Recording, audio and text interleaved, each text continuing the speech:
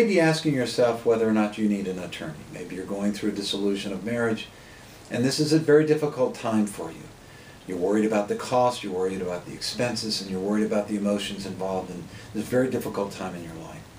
Well, I thought it would be helpful if I could provide you with some guidance in terms of, number one, whether or not you need an attorney in a dissolution of marriage, and number two, if so, what type of an attorney you would be looking for, and some pointers that would help you select an attorney. One, whether or not you need an attorney to represent you. It's my belief that you need an attorney at any time when you're going to court, because the attorney is skilled at going to court and knowing the law and applying the facts to the law.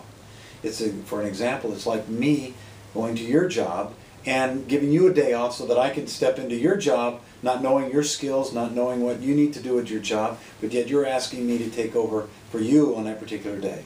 You and I both know that you'd be fired the minute I stepped into your job, because you couldn't trust. And remember, that's an important word. You couldn't trust me to do your job. There's no different than me and an attorney acting on your behalf. You have to trust in that attorney. So the answer to the question is yes, you should have an attorney at any time where your legal rights are at issue.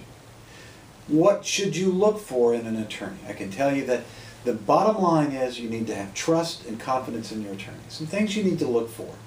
For example, if you get an attorney that doesn't have a consult fee, or an attorney that has a very low retainer, that's a red flag for you. I'm not saying that it's not important to have a consult fee, or the attorney is not appropriately allowing you to have a consult without a consult fee. It's just that look out for an attorney that says they can do your case for a limited amount of fees. The attorney needs to know the case, what the facts, and what is involved before they can quote you a fee. Another is, when you're looking for an attorney, look into the background of the attorney. The California State Bar has a website that you can look and see what disciplinary action has been taken, if any, against the attorney. But that might help you in terms of evaluating that attorney.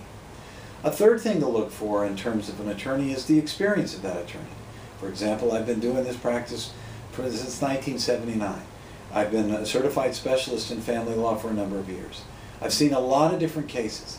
But experience is very important, because if you have an attorney that doesn't have that experience, that attorney and an attorney with experience, they can see the same facts, but that attorney with little experience may not see the problems that the more experienced attorney will be able to evaluate. Look for an attorney that you have comfort, because an attorney that's condescending or lacks that compassion is not an attorney that you're going to feel comfortable when the emotions get on its highest level.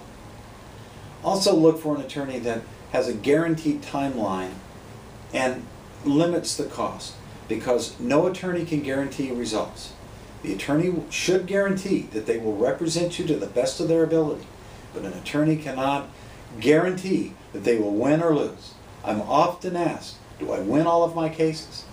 And the answer to that question is, I don't make the facts. I represent a party, I take the facts, and I do the very best I can with the knowledge and experience that I have. Probably the best way to analyze whether or not that attorney that you confer with is the attorney of your choice is a gut feeling, that instinct.